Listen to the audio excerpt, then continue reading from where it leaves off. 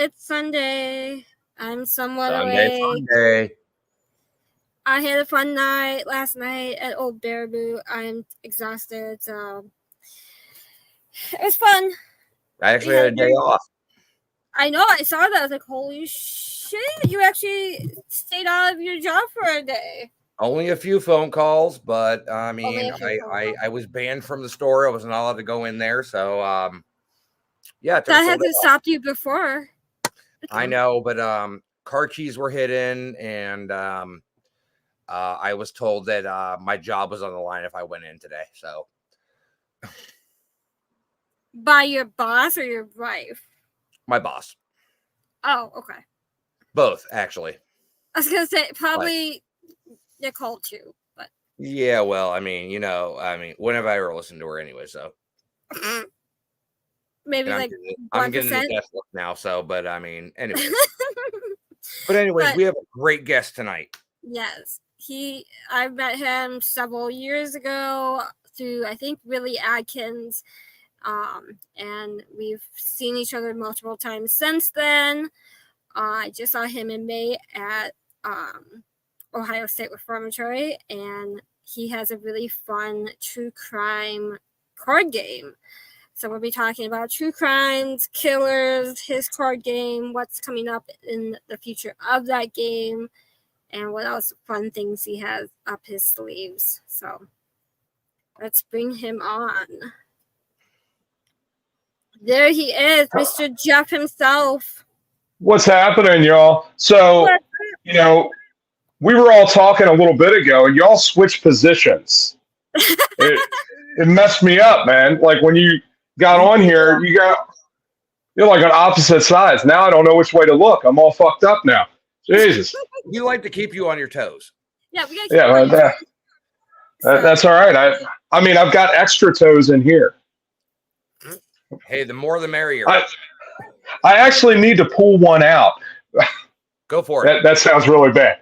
But I need to get one out of there because my hat, you all know that I have the hat, the skin hat. And I lost a toe at the last convention that I was at. I don't know what happened. Like when I was in, where was I at? I was in Cleveland, and I was up there for the Cleveland Gaming Classic, and I pulled out the hat, and I looked at the back of it, and there was a toe missing. So I think maybe I lost it. There is a haunted house up in Cleveland called Nightmare Cleveland, and I went there, and I was wearing the hat. It's a great haunted house. If you get a chance to go there, it's an awesome place. But if you see a toe in Nightmare Cleveland, it is from the infamous hat. So, bring it to me. Yeah, bring me my toe. I lost it. I don't know. Now, Jeff, that's the one thing you and I have in common. I'm an original Ohio boy. I was born and raised in Ohio. Grew up in Youngstown. Lived in Columbus for 14 years. So I know the whole Ohio atmosphere over there. So I won't burst your bubble, but I'm not from Ohio. But you're not from, but you live currently. Correct. I live in Cincinnati now, but I'm originally from right outside of Philadelphia. I'm an East Coast boy. So I tend to be less, I'm more in people's faces all the time, if y'all couldn't tell. Oh, no, trust me, I know. Every weekend you're somewhere, so. Oh, that's for sure. It's crazy. I'm busy. All right, are you going to be at Willie's event in November? Will I see you there? So I'm not sure what the date is on that, but I think I am otherwise 18th and 19th. Yeah, I think I'm somewhere. I don't think that I'm there. I will be up at Mid-Michigan Paranormal. Mid-Michigan Paracon here November 1st and 2nd. That's up there. So I'm looking forward to going up there. Matter of fact, I may release a few things on here tonight. So anyway, coming soon. First. You're going to hear it first. Okay, Russ. All right, so Jeff, well, kind of, you run Scorpion Lair Games. So I'm going to kick this right off. What in the world made an 8-year-old decide to be infatuated with true crime, serial killers, the violent of the violent, and take that and run. I mean, I know we're all a little fucked up in the head, but I mean, 8 years old, you're like, I'm playing with a Barbie and G.I. Joes. No, I'm talking to Charles Manson and, you know, Ted Bundy. So I think at 8 years old, I think I was probably still blowing up my sister's. Well, no, I couldn't have been. I was blowing up shit everywhere. But my sister's like 8 years younger than me. 7 or 8 years. 7 years younger than me because she was born in 87. Were you Sid from Toy Story? Were you blowing up all the toys you could find? Oh, for sure. I used to take my mom had like this VO8 hot oil treatment, right? That she would have, and you remember those little Avon had those little vials, right? Yes. And I would take some of the stuff and mix the chemicals together and shake it up and stick it in my sister's like. She had like an oven thing. It wasn't real, but it was like one of those kids' play sets. And I would stick it in there. And about 10, 15 seconds later, that shit would explode. And it was so much fun. I did that a lot when I was a kid, mixing chemicals and blowing shit up. You know.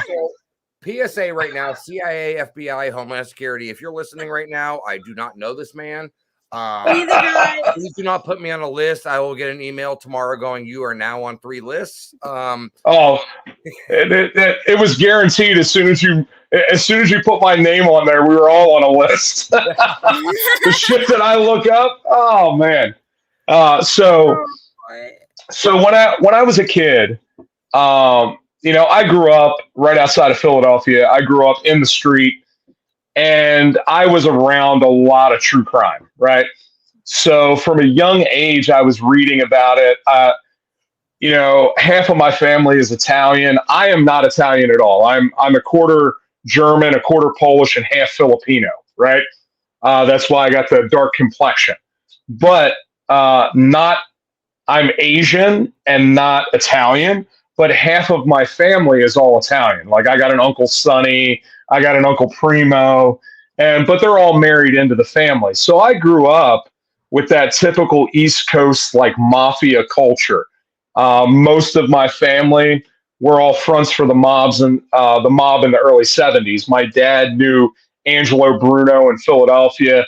So I grew up with all of that. So from a very, very young age, I was very interested in crime, wanted to be a criminal for a long time. My dad wanted to be a criminal. And so, you know, I grew up kind of with that mindset. But I also loved gaming and I was a huge geek, right? So, you know, being a kid and being into Star Wars and being into Doctor Who were some of my favorite things, watching the old public access television, PBS, and they would carry Doctor Who. Yes, I still remember my first Doctor. It was John Pertwee, number 3, baby.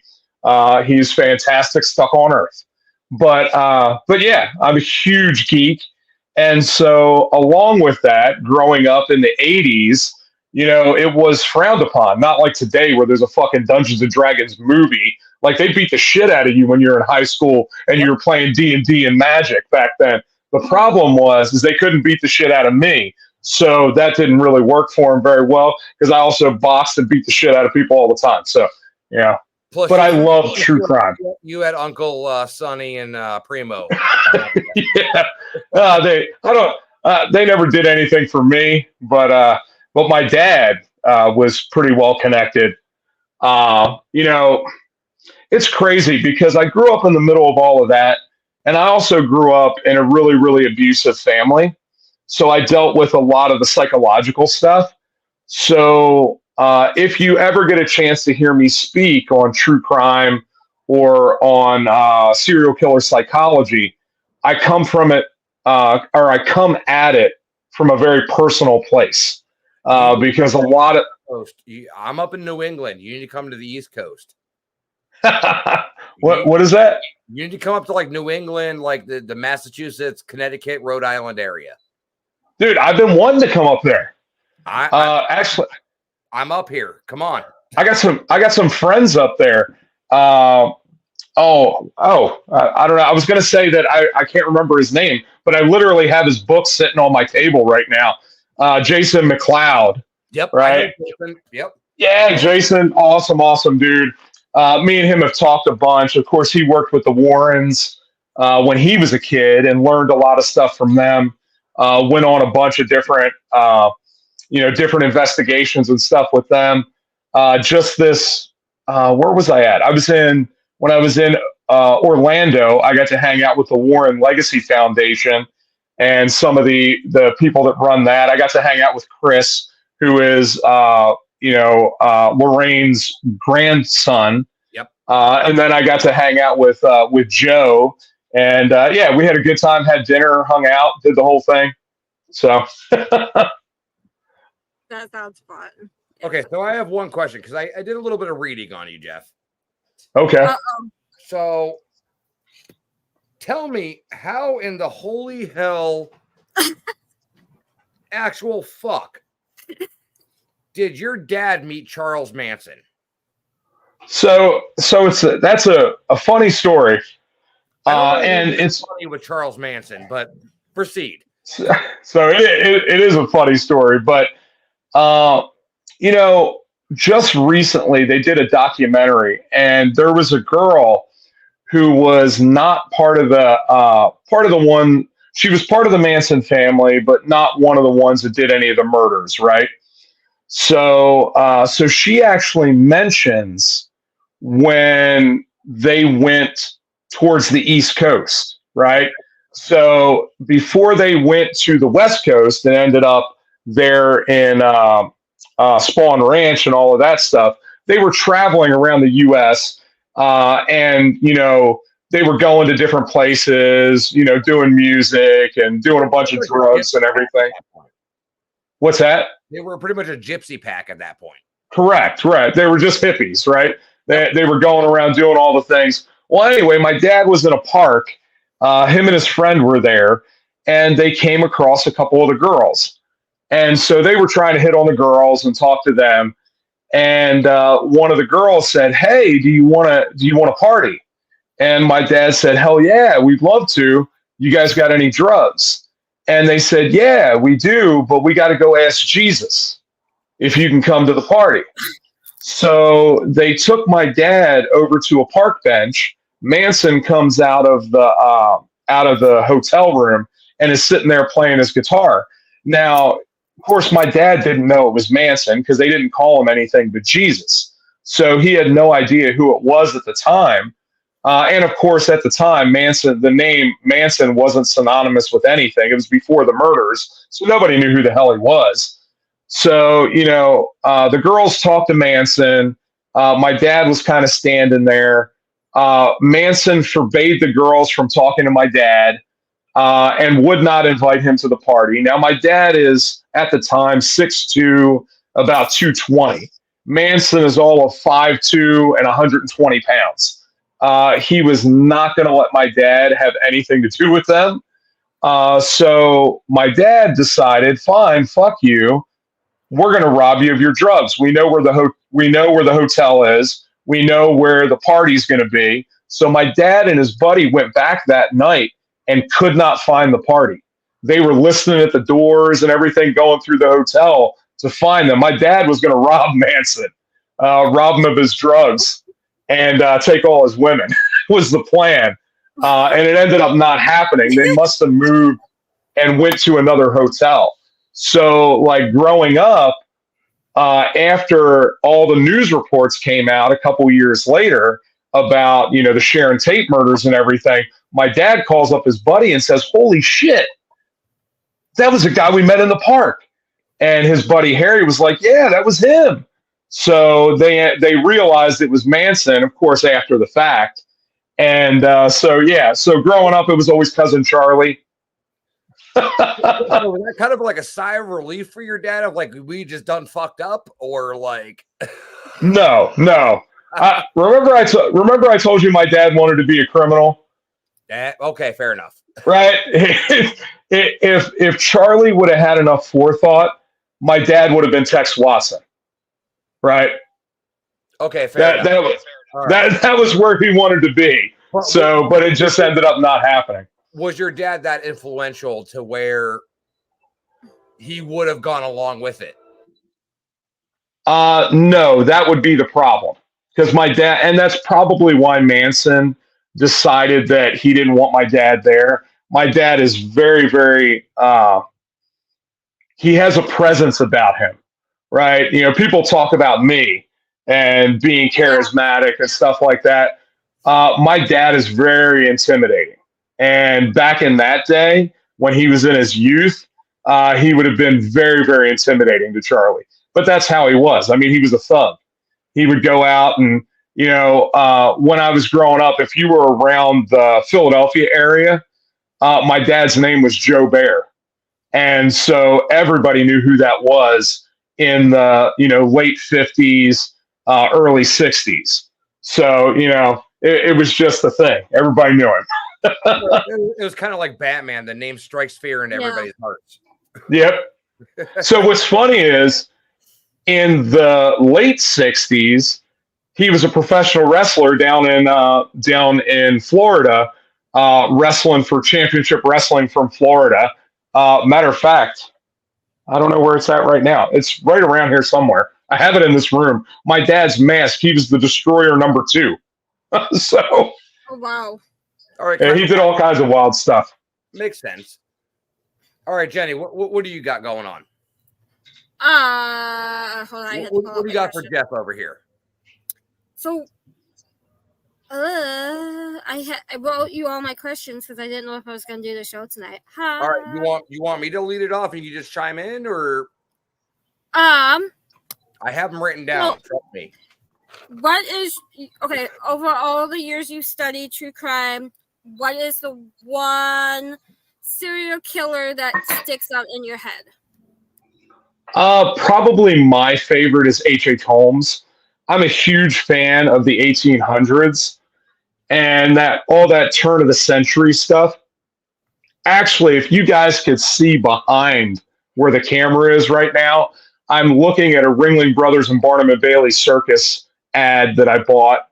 I've got on the other side, I've got P.T. Barnum is up here. Oh, nice.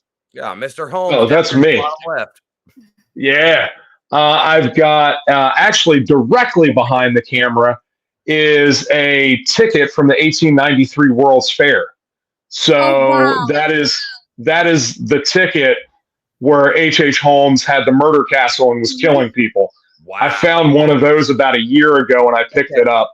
So I have to ask, with the picture Jenny just put up, how the hell and where the hell do I find these Lego figures? Because I want these so badly. That'd be me. I actually have a few on the floor here. Because I started bringing them to conventions with me. So we ended up releasing them for the last Kickstarter. They were part of the last Kickstarter. And now that the Kickstarter is over, I ordered some extras and I've taken them to the... Yeah, they're super cool. I will send you a list. Whatever you have, I will take. I let me know. I want H.H. Holmes because I have a past life with him. Okay. Hi. Nice. I like it. I found out with a past life regression, I was one of his victims. Oh, wow. Where's it at? Somewhere here around me. I don't know where it's at right now. He's searching. Yes, he's searching. I thought I put it up, but I guess I didn't. Anyway, I've got some dirt from. I went and picked up dirt from the murder castle, but I have some other dirt from the murder castle too. It's somewhere around here. I have some hanging on my wall. I see it now. When I went to Chicago last November, Willie took me out to the murder castle. I was like, ain't not getting out of the car. That town is sketchy as shit. I'm not getting out of it, but oh my God.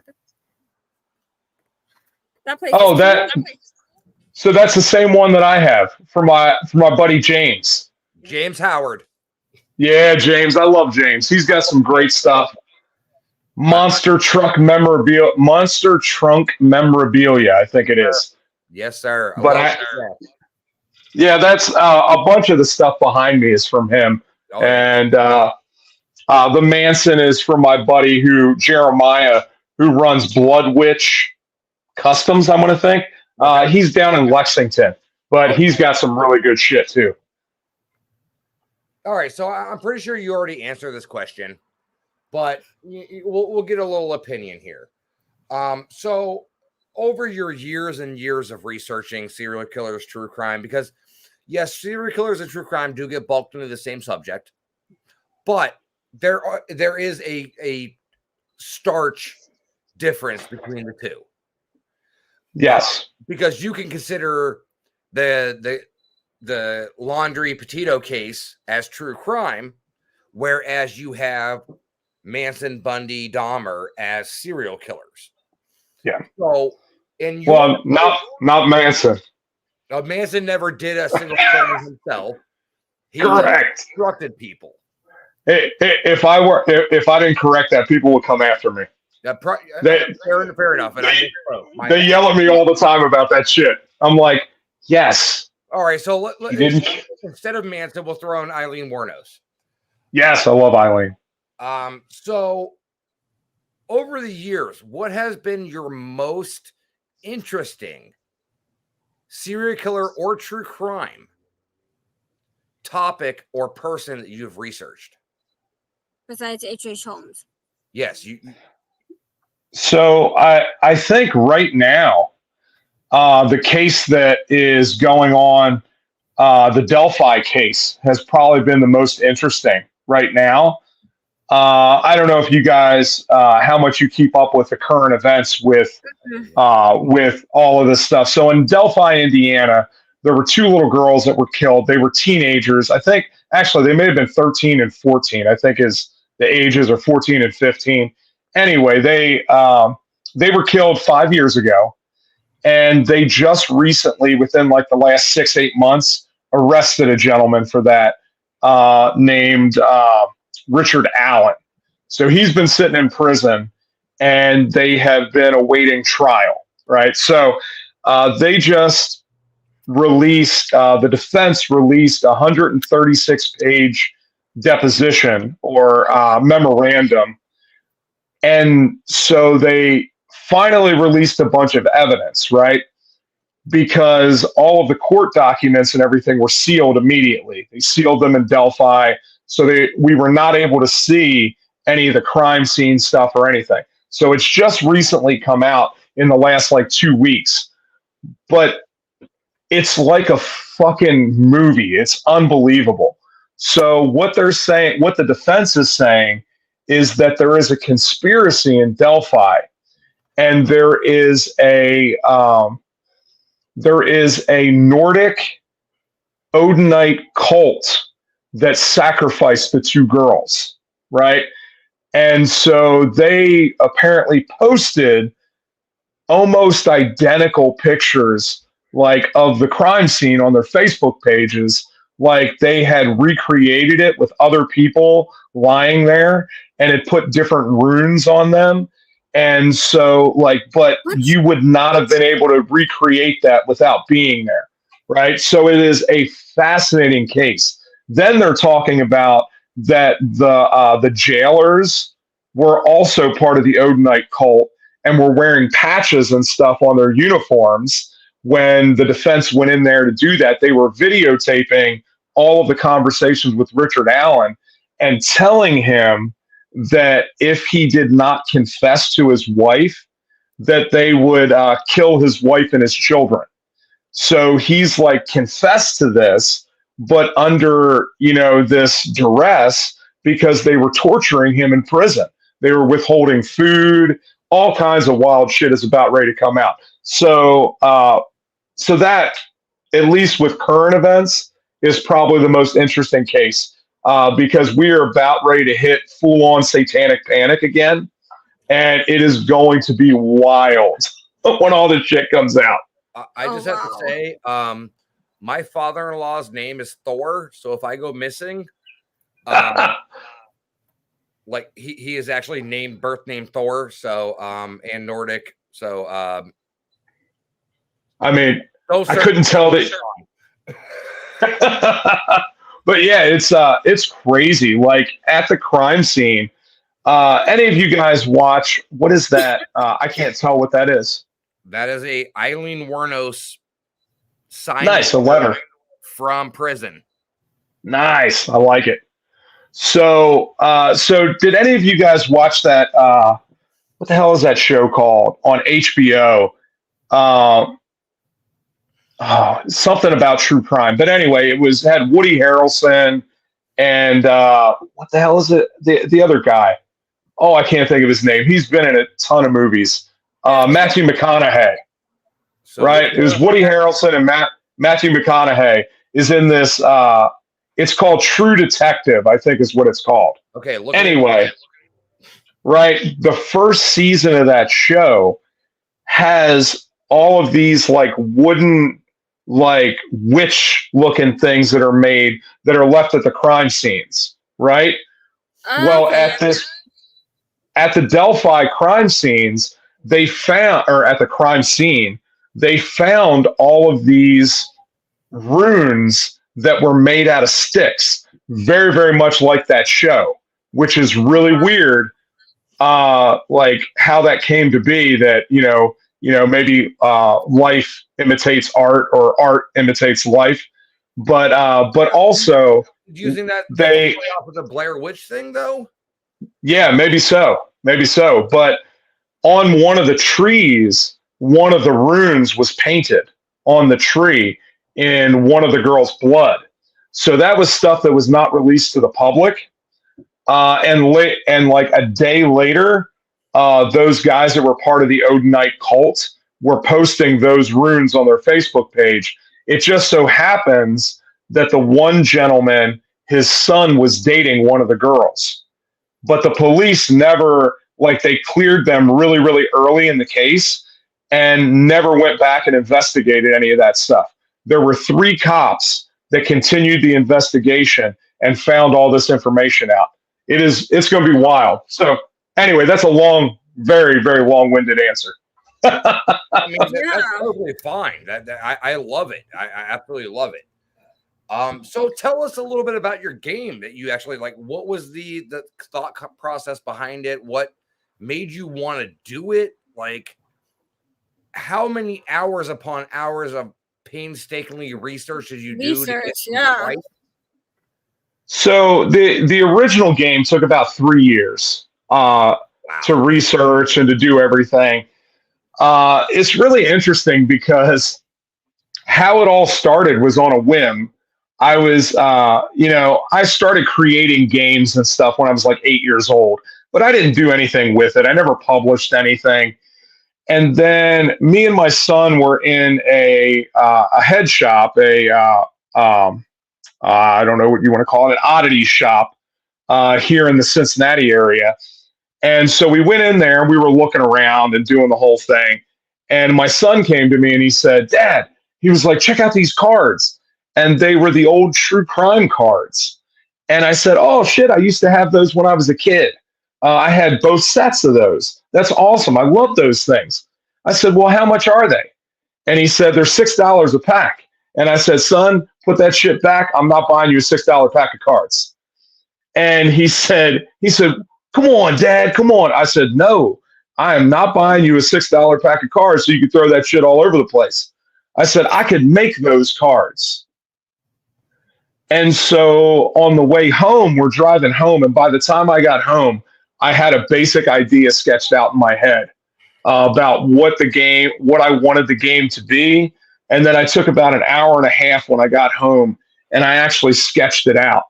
And I found that notebook like probably 6 months ago. And really the game is not much different from what I originally envisioned. There's a few changes, but not anything significant.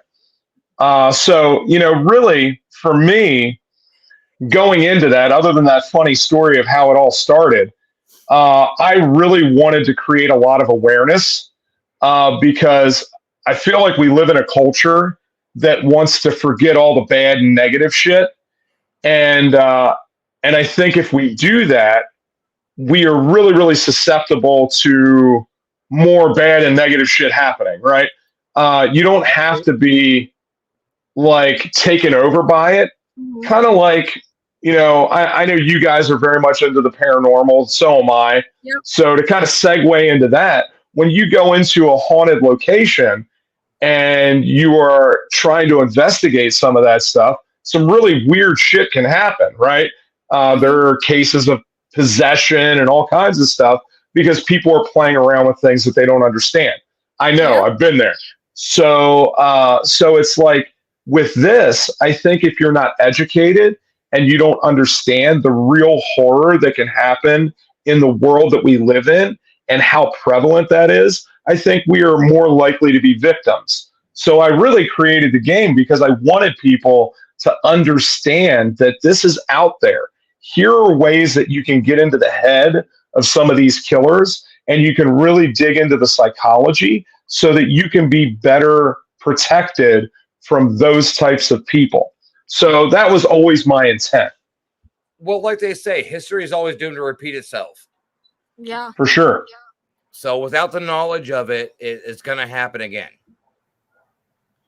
So, I mean, that's something that's awesome, And how do you feel being a producer of, I have an entire half a page here of all your expansion packs and everything like that. I mean, it's actually just amazing to me.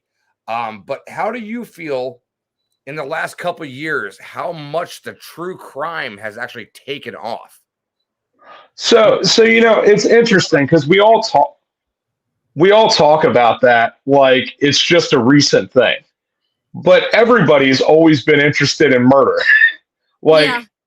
All of time, we've always been interested in who shot who down the street. So the fact that it's really popular now really has more to do with the internet. The fact that everybody has a phone, we all have streaming services, right? So the method has changed. The delivery system in which we get information has changed, but I don't think the interest has been any different, right? People have always been fascinated by true crime. And to circle around to half a question that you gave earlier, because I wanted to say something about this. When you look at categories of true crime, right? True crime is anything that happened in real life and is a crime, period. If you go and shoplift at your local grocery store or mall, technically that is true crime. Is anybody going to want to read about that? Probably not, because we want to read about the most macabre, weird shit that's out there. We want to read about the three little details of the 40 people that were found in a mass grave kind of thing. For sure. So it's fascinating. So here's something that you guys probably don't know about yet. And I was working on it today. I literally finished the first chapter in my book that will be coming out hopefully by Christmas. This is the plan anyway. And I'm usually good about keeping my time frames. So even though I'm pushing myself a good bit on this one. But anyway, I'm working on a book called True Crime Myths and Legends, right? I posted some of that stuff on Facebook. I was trying to get some people to decide whether we were going to use the typewriter keys or the newspaper clippings. Mm-hmm. And I just keys, because that takes it back to the old 50s, 60s hard beat kind of thing. Yeah. See, it was really divided. And so I'll give you the reasoning why I went with the magazine clippings. So all of my artwork that I do, because I do prints too, most of the artwork has magazine clippings on it. And I wanted to keep it in congruency with all of that. So I was like, okay, how am I going to brand this product? And I really like the idea of a ransom note, right? I think ransom notes are super cool and very related to true crime. So I was like, all right, I think I want to do that. And the typewriter keys, even though they're really cool, are not attention grabbing right away. If you're walking past a booth and you see the typewriter keys, you might pay attention, you might not. If you see the magazine clippings in bright ass colors, everybody pays attention, at least reads it. Right. So anyway, I will interject really quick. When you release that book, since you chose the magazine clippings, I will order your book. Once you pre-release it, I will order it. But I do want a signed copy, and it has to have a personalized note in magazine clippings.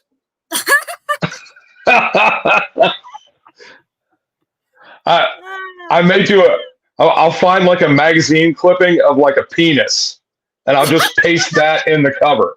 I work for Spirit Halloween and Spencer. Do you think that's going to bother me? I don't think it would bother you at all, but it is definitely my kind of humor. So I'm right there with you.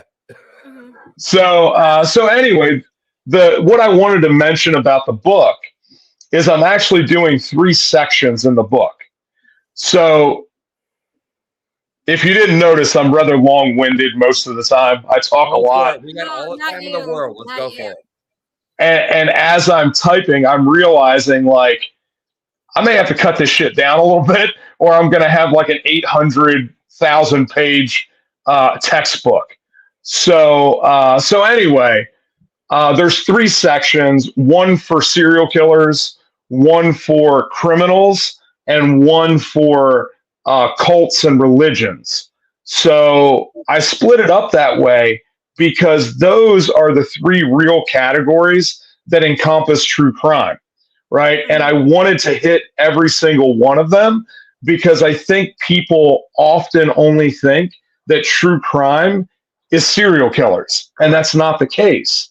And I really wanted to exploit that in the book. I wanted people to understand that the story of Al Capone is just as much true crime as the story of Ted Bundy and Jeffrey Dahmer, right? It's just a different facet of true crime. Now, I'm glad you brought that up. So that was one of the questions I had written down. So cults are brought into the true crime kind of area. But because, like Charles Manson, which was a cult, what do you think was the most influential and most interesting cult that has been out there? Because there have been many. I think it depends on where you're at and locationally. I mean, do you think but I think,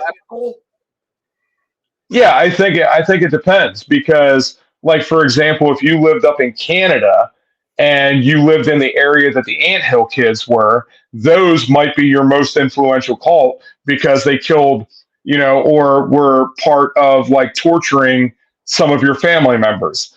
I met a guy who was his grandfather's godson was killed by Adolfo Constanzo, who ran the narco Satanist in Mexico. Oh, wow. And so for him, that cult was the big one. I think the one that has the most like international, I guess, appeal is probably Jim Jones, right? I think that cult.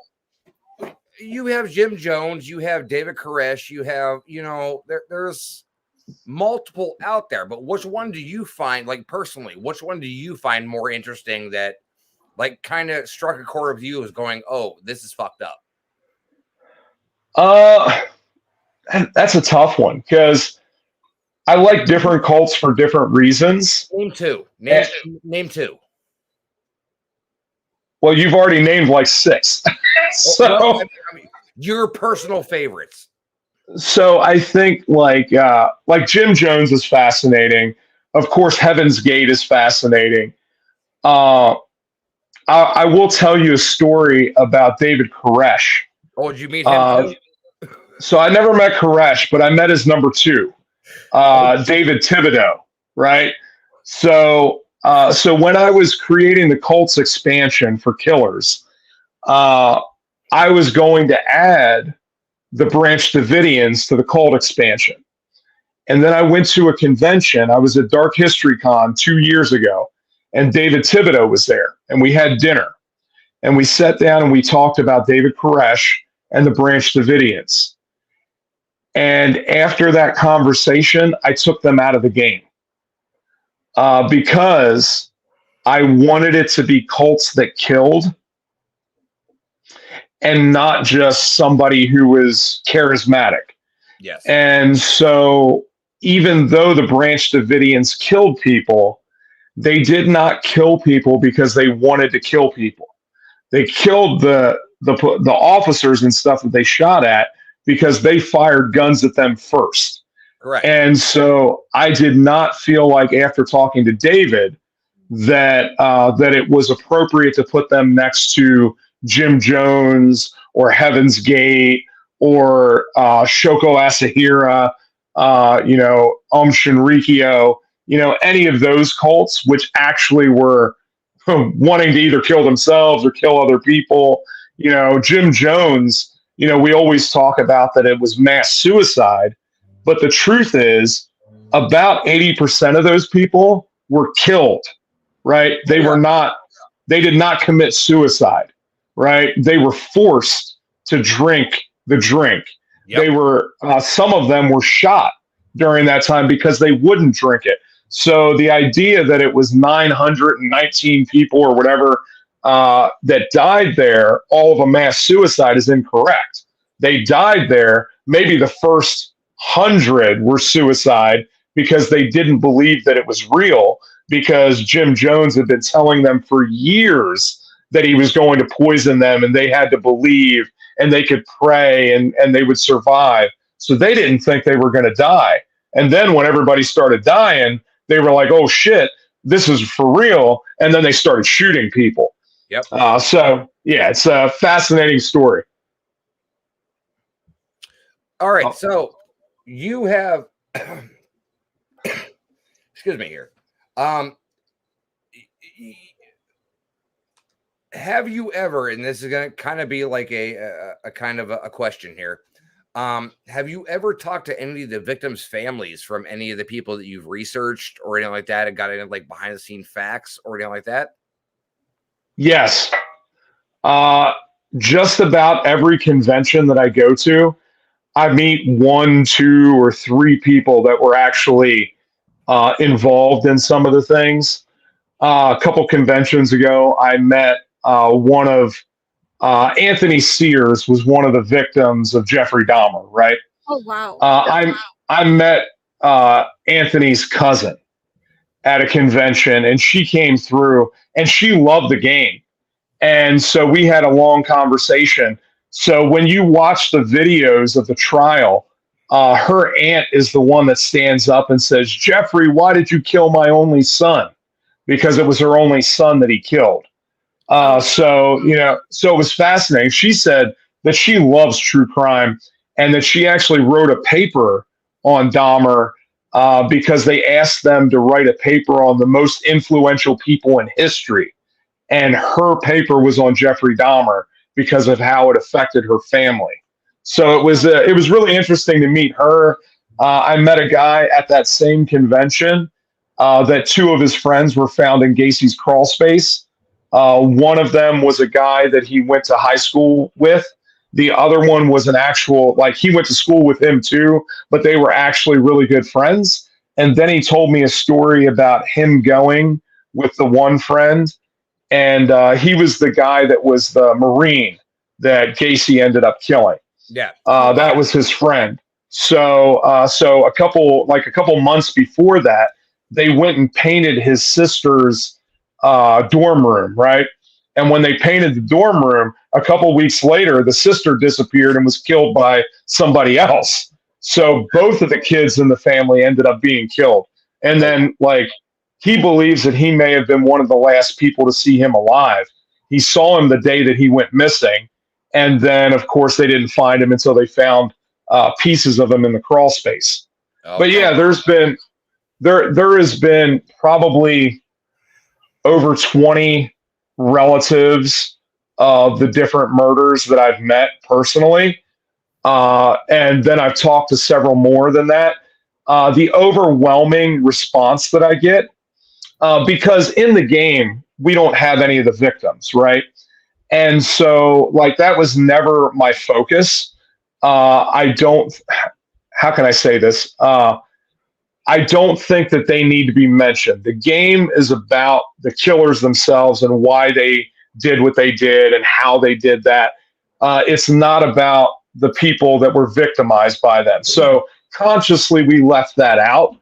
And I think that a lot of the family members appreciate that, because the ones that have really dealt with it don't really want their family members to be known. They don't want them to be exploited, but they definitely want the killers to be known, because they want other people not to be victimized by people like that.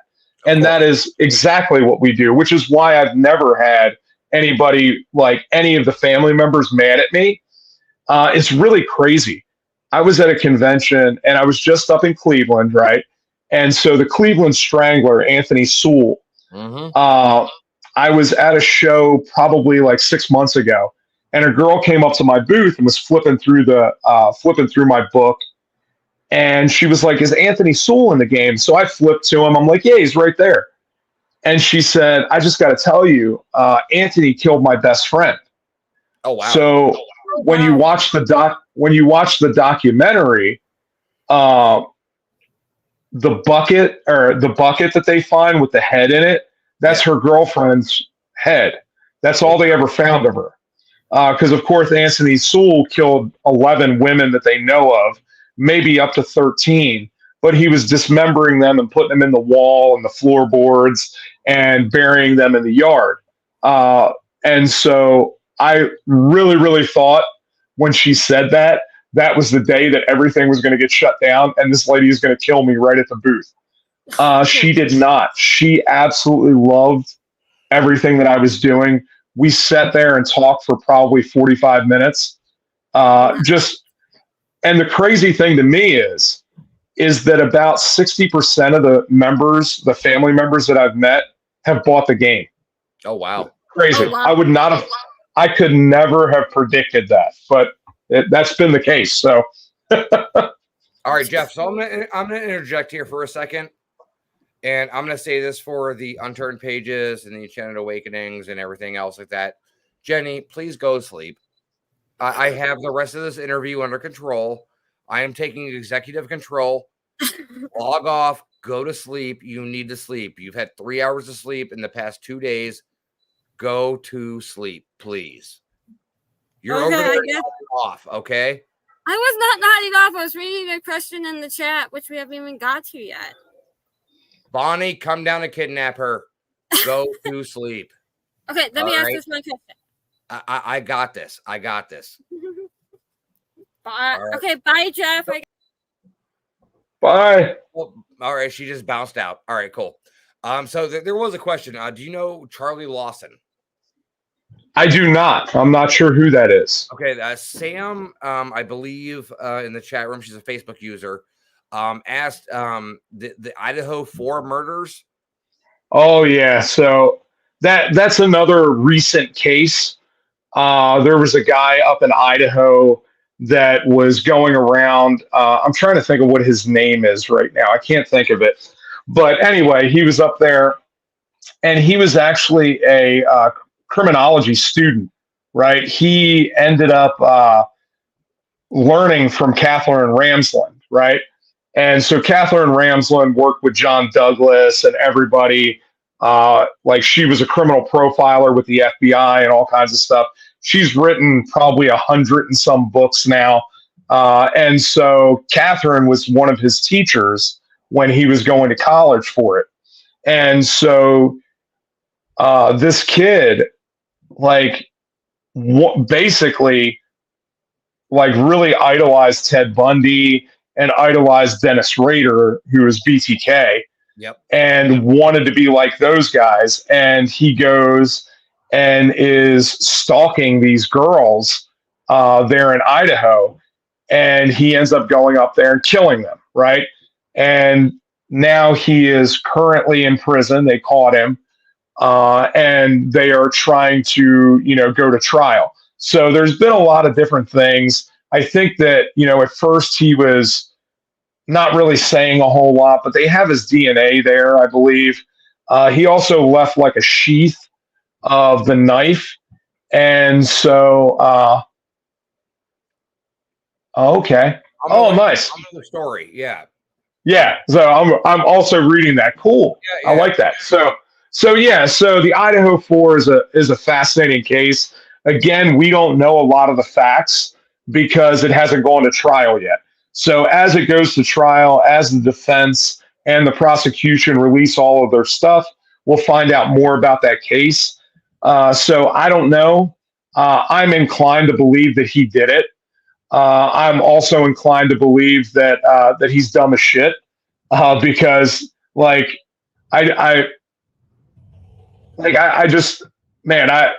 he obviously didn't learn enough from his studies to figure out that it's next to impossible to get away with murder in this day and age.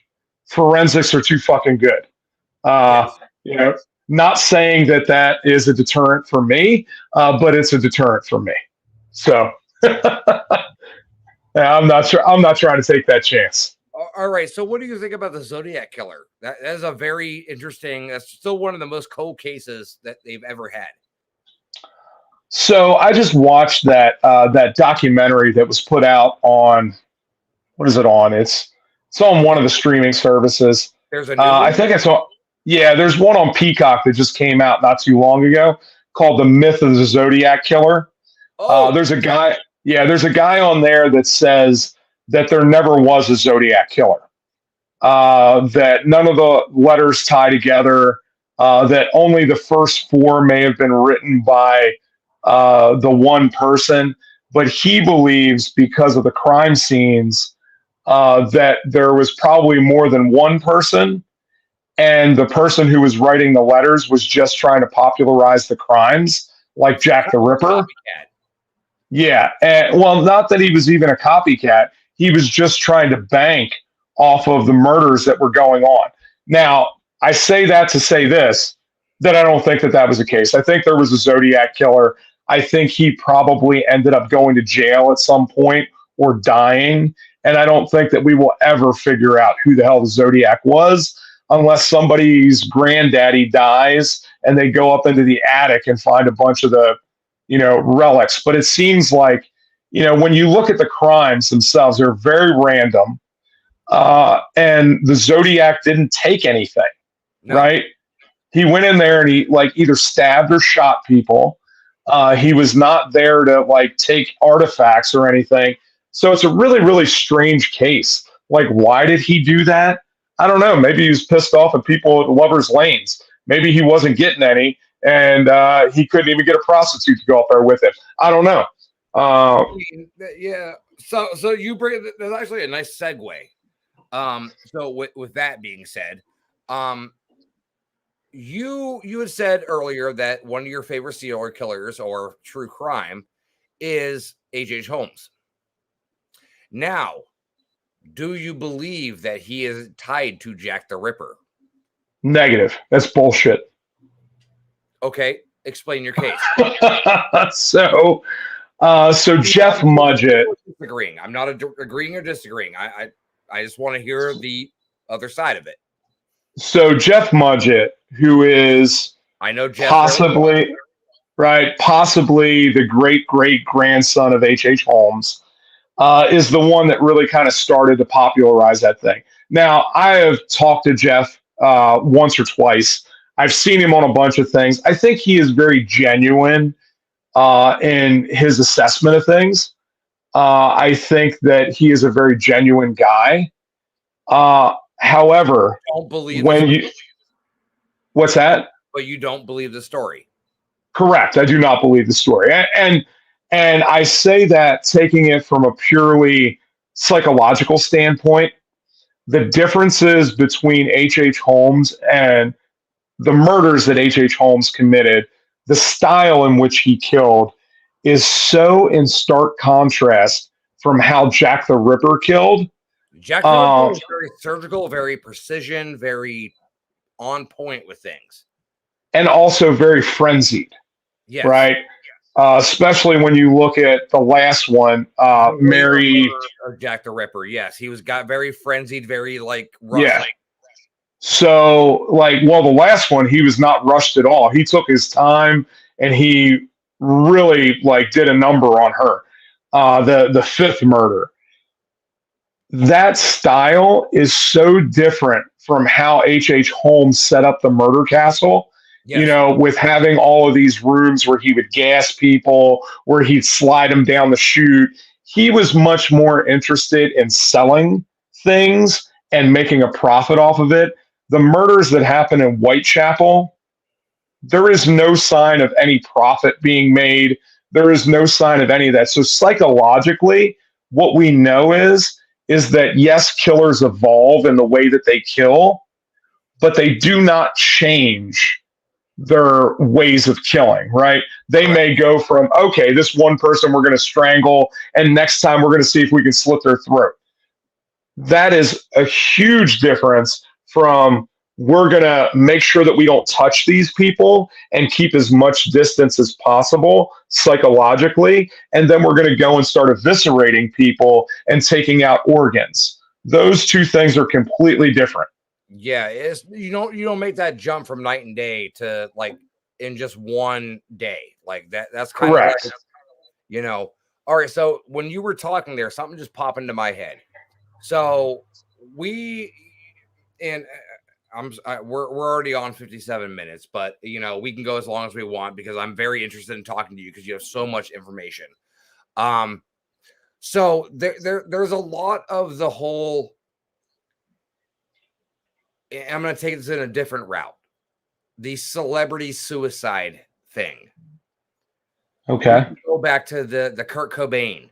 We can go back to the Anna Nicole Smith. We can go back to, you know, and I know a lot of them are referred to as an OD or, you know, a suicide or something like that. The one that stands out to me, and the only reason I thought of this is because, you know, of course, after 40 some years, they finally arrested somebody in the Tupac murder case. But like the Kurt Cobain case, what like, you know, I'm assuming we're kind of around the same age. We grew up in Nirvana and the grunge and everything like that. Oh, for sure. Nirvana thing.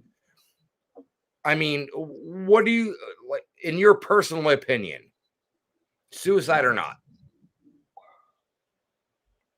I think Courtney Love did it. You heard it here on pages. Courtney Love. So I think she definitely played a part in that. I don't know if it wasn't that he wanted it done, right? He was really, really fucked up, really, really struggling with his heroin addiction, very, very depressed. I don't know that they didn't get high all in one night together, and he said, Courtney, blow my fucking brains out. Right. Hit it. You know, that they had been going around in that circle for so long. And that's the thing about like celebrities. And we don't understand this because we're not celebrities, right? Pressure on us. Correct. You know, we don't have the spotlight all the time. We don't have people constantly fucking with us, you know, and it's like, you know, they're under a microscope nonstop. And most of them are so incredibly creative that there's a lot of crazy noise going on. So they are trying to numb themselves so that they can focus on one thing and not fuck up their whole life. And what they end up doing is fucking up their whole life because they can't stop doing the drugs. And you see that with so many of them, you know, whether it's the drinking, whether it's out partying, you know, how many of them have died in the last couple of years. You know, there was there's just so many that, you know, they just fall prey to that lifestyle, and it's not easy.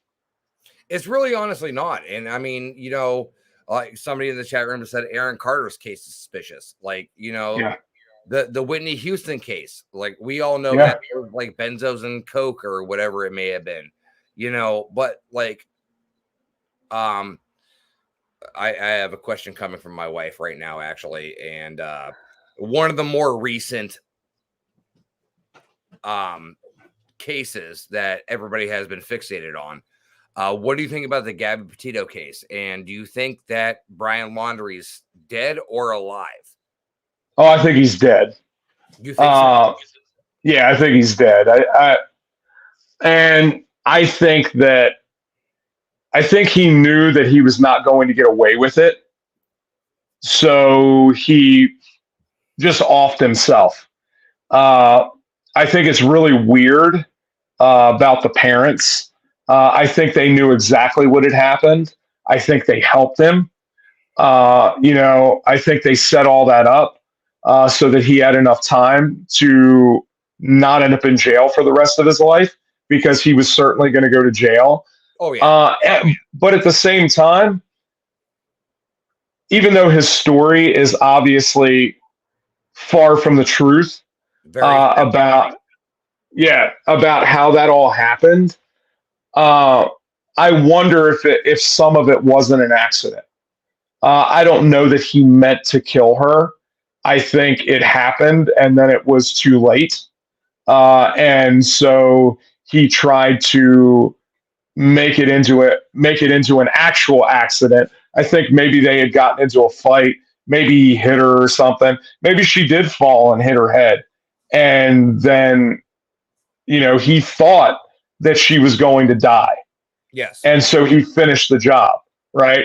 So I think maybe something like that happened. But, at this point, we're never going to know. But no matter what, he was going to go to jail for the rest of his life because of it. I don't think that he was a person that could handle that. And I think that he went and decided that it would be better for him and the whole family if he was gone. Okay. So there's a lot on his answers questions, like, with the whole of them finding the remains of Brian Laundrie, because this is a case that my wife had followed very closely for a particular unhealthy obsession. But like finding a jawbone when his uncle's a dentist, finding the backpack that was not even ruined, but they couldn't find any other body remains. Yeah. But yet the dad went in there saying, I have no clue where he is. And then all of a sudden, boom, right there. Yeah. Like, that's kind of like, if I was a cop, I'd be like, Yeah, I mean, there are definitely some strange things about that case. The fact that they talked about, that he must have been like eaten by alligators or something, and I'm like, alligators? I don't know. Yeah, I'm like, I don't know that happens that fast. So, I don't know. But I don't think that he is still alive. I don't think he's living down in Aruba or anything like that. I think he's gone. I mean, everyone's open for their speculation, and that's what makes true crime so great. Yep. It really honestly does. So, your card game, you started off with Speed Kills. So that was actually our second game, and that was, so we started out with Killers, and then I released Organized Crime, and then we released... Yeah, so I have Organized Crime, World of Serial Killers, Lady Killers, Cults, Mass Murderers, coming soon. No, Mass Murderers is, well, the Kickstarter is over for Mass Murderers. Okay. It's just not out to the public yet. Okay, and then you have Annihilators and Contract Killers and Cryptids. So those are ones that are coming soon. Family Annihilators are all people that went and killed their whole families. Trying to decide. Okay, Chris Watts. Yeah, for sure. He would be in there. So would people like Chris Benoit, right? Okay. There are John List would be in there. I don't know. I've got a list of all of them somewhere around here. So here's the thing. And some of that has kind of been pushed back, mainly because I have decided that there are some other things that we need to do with Killers before that happens. Okay. Because a lot of those were going to be expansions that kind of opened up your game pool.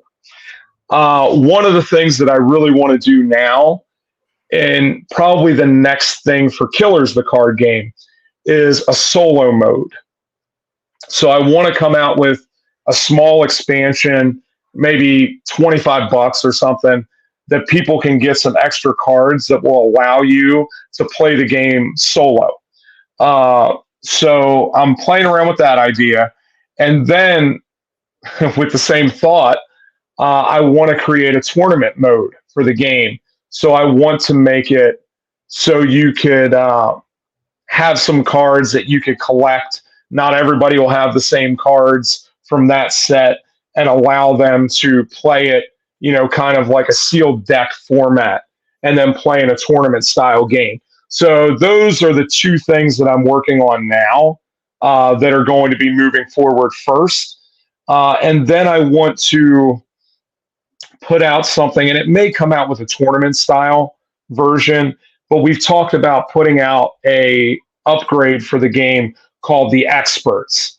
And so that would allow you to end up having like a defense attorney and a prosecuting attorney. You might get a podcast in there that can give your squad some bonuses and things like that. So we're playing around with those ideas. It's just time and bandwidth, and then the financial support to make that happen. Really. So that was a perfect transition to what I was actually going to next ask you. So for anybody that is not familiar with Speed Kills or Killers the game, how is the game set up? Like, how do you actually play the game? Like, is it a Dungeons and Dragons kind of like you build your own character kind of thing? Or is it like, like an Uno, like everybody throws a card in? So it is a cross between both of those things, really. It's a cross between D&D and Magic the Gathering. So you don't have to have a DM to play it. You don't need to create a character to play it because you already have. Those that are listening, a DM is Dungeon Master. Yeah. Sorry. So all you need is the cards to play it. So in Killers, you get a stable of 5 killers. Your goal is to get 10 kills or be the last killer standing. So in that, you have to abduct and kill your victims. You have to avoid the police from finding your evidence. And then you have to avoid the other players from fucking you over. Because just like Magic, it's not any fun unless somebody can stop everything that you're doing. Okay. All right. So it's a very interesting style. So what is the recommended amount of players for, like, if you want to do Killers the card game? What is the recommended amount of 4? So, you can play it with up to 10 people with any of the expansions, but you can also play it with 2 people. And I think it's really just as fun with 2 people. I think probably the best is 4 or 5 people. You can really get a good game going there.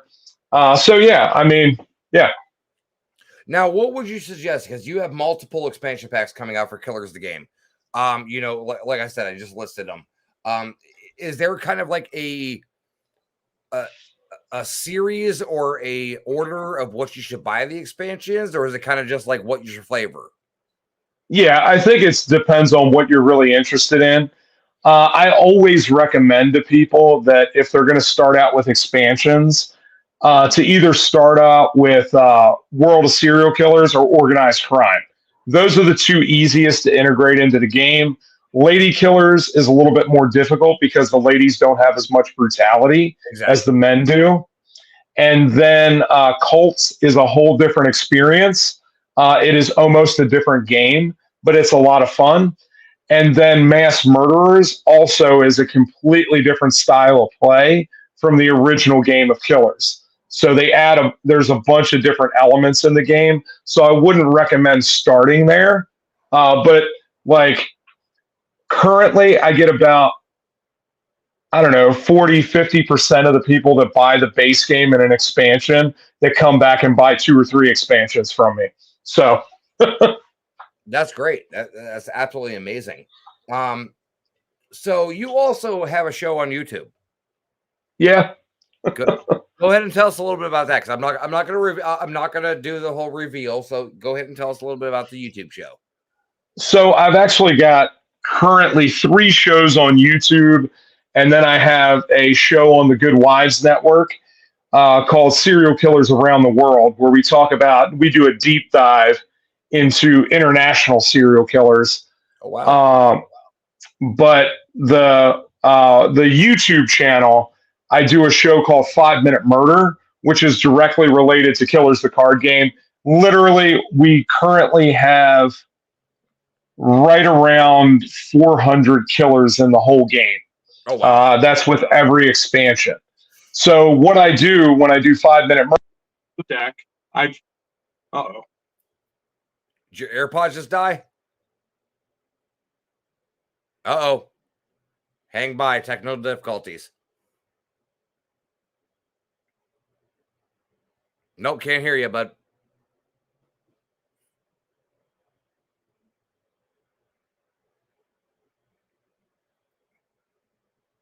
We got the magic finger going on over here. He starts talking about killers and it gets shut off. So, I mean, damn it, we were put on a list. Nope, can't hear you.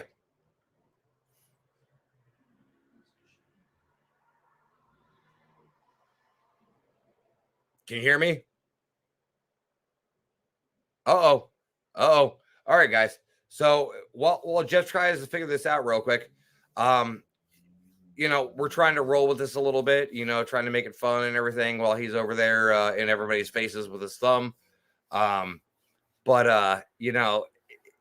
Jeff has been a great guest tonight. Like, he has shared a wealth of information about serial killers, about there we go. Now we're flipping around. All right, great. We got nothing. Come on, Jeff, get with it. But great information. Go. Oh, there we go. He's back. It muted my mic when it died, and I didn't see it. Bastards. All right. And what's the name of your face in the jar? Oh shit! What happened there? I don't know. All I see is chest, hands, and a little bit of face. Okay, there we go. Oh my god, everything like disappeared on me. Oh. Go back. Oh, well, shit. There we go. All right. Golly. I forgot what I was even asking. But so like, all right, so what do you consider? I know we're at like 1:13. I don't mean to take up much of your time and everything, but I'm so interested in like asking so many questions to you because you have been a wealth of information. And what do you consider the difference between a mass murderer and a cult? Well, I mean, cults don't necessarily murder, right? So, I mean, there are certain cults that do murder. But you also have mass suicides. Yeah, I think mass suicide is different than mass murder. Mass murder is, I mean, if you drop a bomb on somebody and you kill 30,000 people at one time would be considered mass murder. But mass murder is a single event, killing multiple people at one time, whether that be a school shooting, a bombing, those are all. Good point. That's actually one I forgot because as these days we try to put it out of our head. Yeah. 1999, I was a sophomore in high school when Columbine happened. And that's something that kind of set the precedent for now because since 1999, that has become almost a everyday thing. Yeah, it is. Sad. So I held back on releasing Mass Murderers for almost a year because of the rise of school shootings. Yeah. Because both Eric and Dylan are both in the Mass Murderers expansion. Okay. Right. So Columbine, I'm sure you have Sandy Hook. I'm sure you have Texas A&M. Yes. I'm sure you have I'm sure you have the Florida club. We do.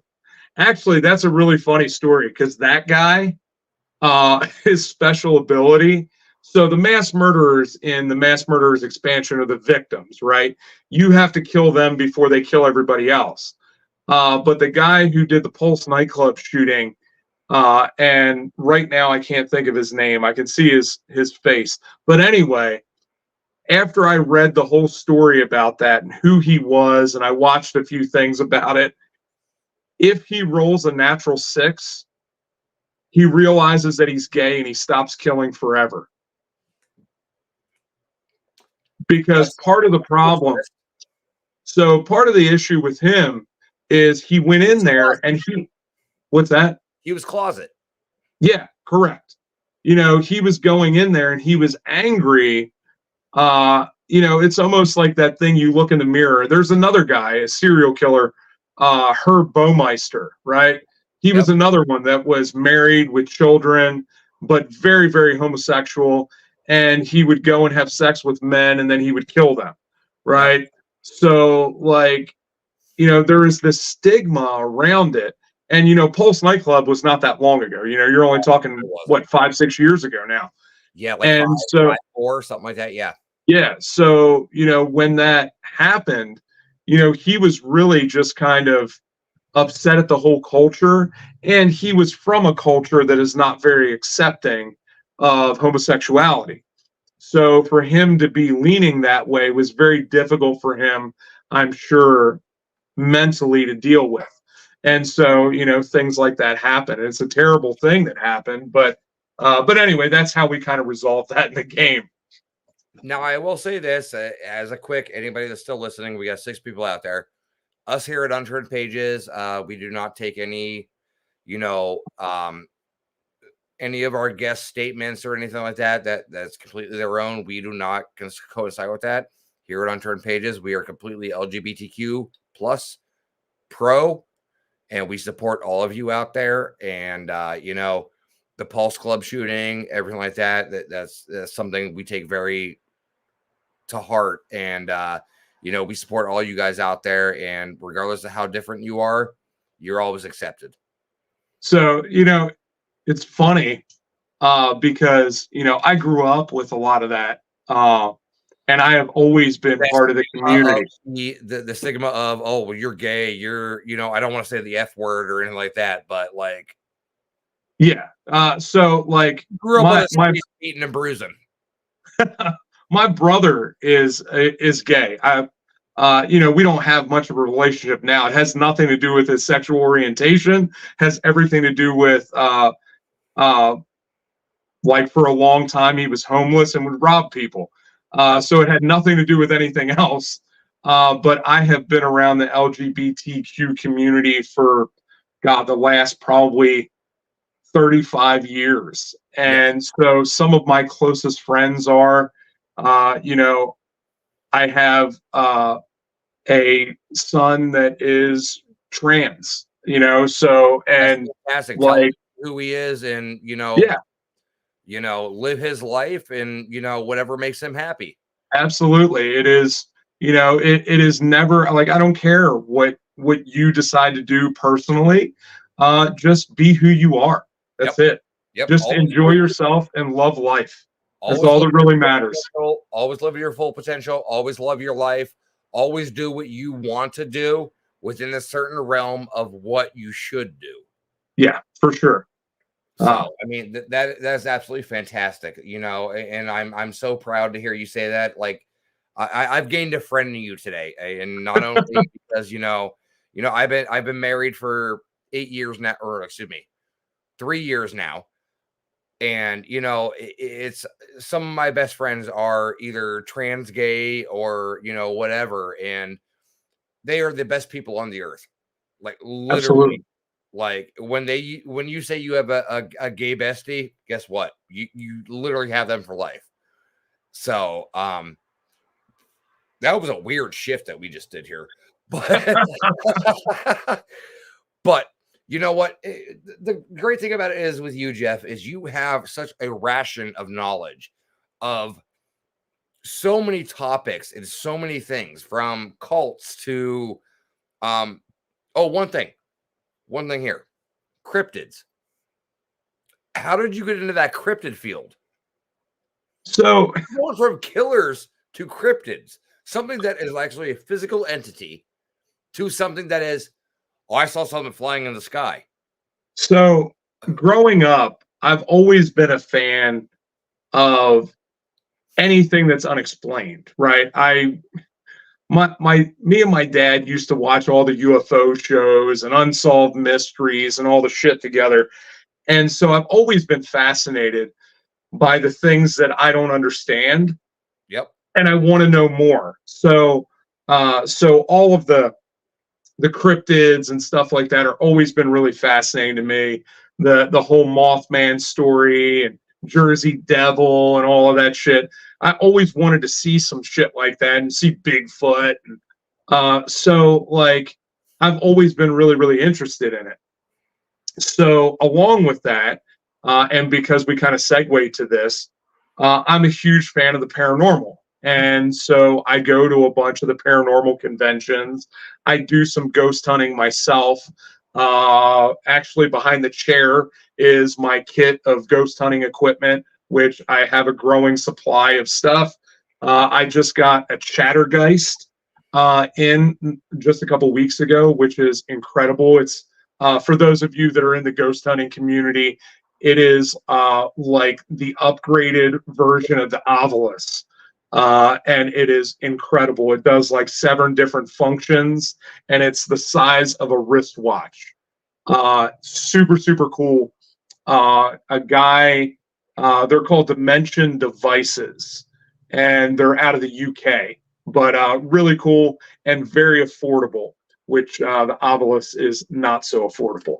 But anyway, another segue, but I love the paranormal stuff. I actually... so I guess I'm gonna release it now. One of my motivations to go up to Michigan Paracon is because I know a lot of people in the paranormal community. Now I've been hanging out with them for the last 2 years. I'm really good friends with Heather Taddy, who was on Paranormal State and does a bunch of different shows now. She is fantastic. And somebody mentioned 28 Days Haunted in the chat. And I'm good friends with Aaron Thompson, who was on 28 Days Haunted. Matter of fact, he just did a live the other day, and I popped into his live, and we were busy joking around. We'll both be up at Mid-Michigan Paracon. So if you're in the area, come up and see us both. Aaron is an awesome, awesome dude. I hung out with him at... where was I at? I was in Parkersburg for a paranormal convention there, and he was there. I met him for the first time, and then me, him, Heather, and another friend of ours all went to the Mothman Museum and hung out in the bunkers and stuff back there, which was super cool with those guys. So anyway, I say all of that to say this. I am really, really interested in doing a show crossing the paranormal and true crime. And I'm really interested in being the true crime guy for that. So I have been pitching some ideas out there to make that happen. All right, so I'm going to lead into 2 of my infamous questions here. And I'll lead off with the first one, since you are a paranormal investigator and you have been dabbling in the paranormal field. If you could put together a team of 5 people plus yourself, fact or fictional, living or dead, what would your team of 5 people be? Oh man, I'm going to put you on a spot. To do a paranormal investigation? Correct. I'd want Houdini. Okay. Because you have to have somebody that is skeptical. I love the people that give the reason behind their pick. I love that. Like, I would want somebody there that is super skeptical, but also can, like, figure out all the bullshit. And there's nobody better than Houdini to do that. I'm trying to think who else. And you said fictional. I'd love to have the little old lady from Poltergeist there. Oh God, this house is clear. Yeah, I would love to have her because she's incredible. And anybody that could pull somebody out that looks like they just came out of like the vaginal canal covered with stuff should be able to come to that party. Let me think, who else? I don't know that you need anybody else. I would bring Jason McLeod because I love him and he's awesome. And he's like 7 feet tall. Like he's a giant man. Yeah. And he would be able to find like all the cobwebs before anybody else. Right. He could certainly find those. And then I wouldn't have to hit him with my 6 foot tall. So he could clear them all out of the way. Exactly. And if he gets a chance to hear this, he will die laughing at that. Jason McLeod, if you're listening, please listen. He's fantastic. I love that guy. And then I think I would love to have Ed and Lorraine Warren there. Yeah, we bumped that into one. Mainly because I think that I would love to learn from them. I think that is a unique thing that people had the opportunity to do. Like Heather Taddy was one of their one of the people that hung out with them, and she got to learn a lot from them. And I think that is fascinating. Like being able to sit down at the feet of the masters, or at least the people that are that really. What's that? The pioneers. Yeah, absolutely. I think is amazing. And then I think I want Jesus there because I mean he banished a whole bunch of demons, and it might be cool. Everybody else with me might disprove him, so it'd be kind of interesting to see what would happen. Fair enough. Now, would you be focusing on the investigation, or would you be like everybody looking at Jesus going, you're not real? I think those things are synonymous with one another. I think so, too. So the second question I'm going to ask you, and I'm going to do this in a two-parter because for the simple fact of it is because you are very versatile in your aspects. So I'm going to ask you, if you could go anywhere in the world, 5 places, no worry about money, for a paranormal investigation, where would you go? The Laurie Mansion in New Orleans would be number 1.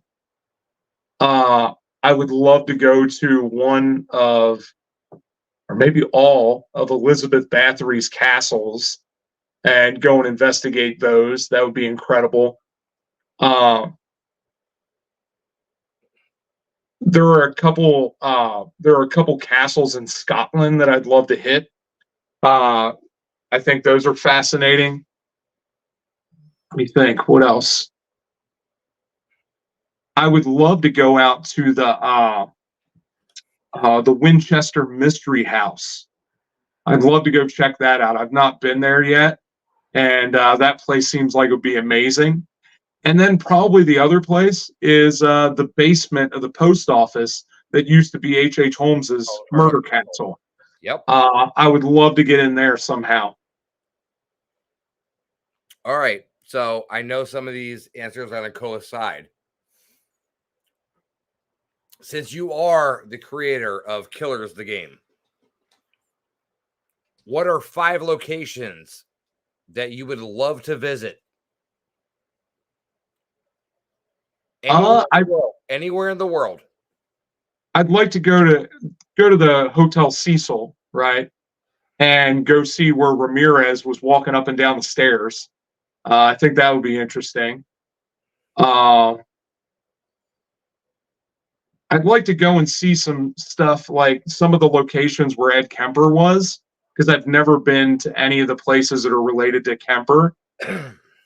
I've been to several of the places related to like Eileen Wuornos and Charles Manson and Dahmer. So I've been to all of those already. I'd like to go to a couple locations, and actually this weekend I'm going to hit one of them when I go down to Tampa. I'm going to stop in Tallahassee, one at Bundy at the Omega. Yeah, the Chi Omega house. That's it. I'm going to stop there. I always want to say Omega Pie. I don't know why. Probably American Pie. But anyway, and then trying to think, I would like to go over to the Hanging Forest in over in Japan. Yeah, I'd like to go see that. I've not been there. Trying to think what else. What is that place? Oh shit. I would like to go to Armin's house. I think that'd be neat. Armin Miwes. Yep. I think that'd be cool. And this is really weird. I don't know if Nico gets a chance to check this out, but I had a dream about Nico Clow last night, which was very weird. I don't normally dream. I dream very, very little, but I had a dream about him last night, and we had met for the first time. Like we've talked a whole bunch online and stuff. He's a killer, known as the Vampire of Paris. I'm friends with him, but like we've not met in person. And I had a dream about meeting him in person. He had come over to the States, but he like had shaved. He didn't have like his goatee. I don't know. It was very strange. I'm not sure what that was all about, but we were hanging out. And the really weird thing is I kept wanting to take a picture with him where he was biting my arm, but he wouldn't take the picture with me. So I don't know what was up with that. You could see your reflection. That's why. It's so weird. I don't know. All right, Jeff. So we're gonna wrap the show. We it's been a great hour and a half. We normally only go an hour, but you're so interesting. I had to keep you on. Tell everybody where to find you, where to find your game, where you're coming up next, your next conventions, everything like that. Okay, so you can go to scorpionlairgames.com. That'll get you to all the game stuff. If you go to Linktree/KillersTCG, that will get you to everything else. That'll get you to all the YouTube stuff. That'll get you to my clothing line that is on there. And then where I'm going to be next, this next weekend, I'll be in Tampa for Spookala. I'll be there in Tampa for that. And then 2 weekends after that, I will be down in Lexington for Scarefest, which is the largest horror convention in the country. So I'll be down there doing the whole Scarefest thing. And then I've got a whole bunch of other dates throughout the rest of the... actually, if you go down to Scarefest too, I'll be speaking at Scarefest this year. I spoke there last year and beat out all the celebrities, but had nothing to do with me, had everything to do with I was talking about true crime. So, you know what I do have to say, Scarefest, I've gone 3 years, and one of the greatest events on the East Coast. Literally one of the greatest events. Patty Starr, love her to death. She sold the rights to it to another company. You know, neither here nor there. But still, they kept this tradition. It is an amazing event, and it is one of the ones, if you're on the East Coast, West Coast, international, wherever you are, is something that obviously must hit. And you need to do it right. You need to get the VIP passes. You need to go in there. You need to get everything. For sure. There's a train. Sorry, I got a train. I live literally right next to train tracks. That's awesome. I was trying to kind of mute it a little bit, but did not work, I guess. But Jeff, you have been absolutely amazing. You have been such a plethora of information, your opinions and your facts on serial killers, true crime, everything. And I can't wait to see what you come out with the cryptid pack. That'll be absolutely amazing because I'm a big fan of cryptid as well. So. I living an hour and a half from, Pleasant Point, West Virginia with the Mothman and everything. So, yeah. But, Jeff, thank you so much for coming on. You have been absolutely amazing. Plug yourself one more time. Where can people find you? Facebook, Twitter, Instagram, Snapchat, whatever you're doing. Yeah. Just go to that Linktree/KillersTCG. And that'll get you to all the stuff. That's got all the Facebook and TikTok and all that shit on there. But go and follow me and go pick up some stuff. Come and see me at a convention. It's always fun. All right. Well, I much appreciate it. Thank you so much, Jeff, for coming on, and we will see you very soon. Absolutely. Thank you, guys. Thank you. All right, guys. That was an amazing guest. Sorry, I just jumped myself there. That was an amazing guest, and I hope you guys really enjoyed it. We will see you next week with a brand new guest, and we can't wait to see you. Thank you so much again for supporting Enchanted Awakenings, Warner Paranormal Preservation Society, Get Haunted, Expedition Entity. Thank you guys so much.